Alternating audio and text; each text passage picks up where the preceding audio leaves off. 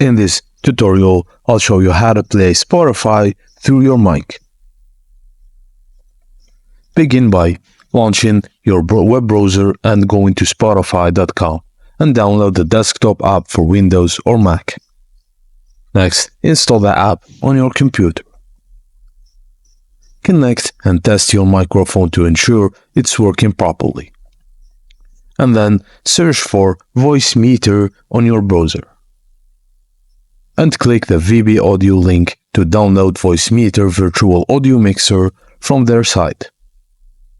When the download is finished, install Voicemeeter on your computer. Open your audio settings and set Voicemeeter as the output device. And open Voicemeeter and adjust the volume settings as needed.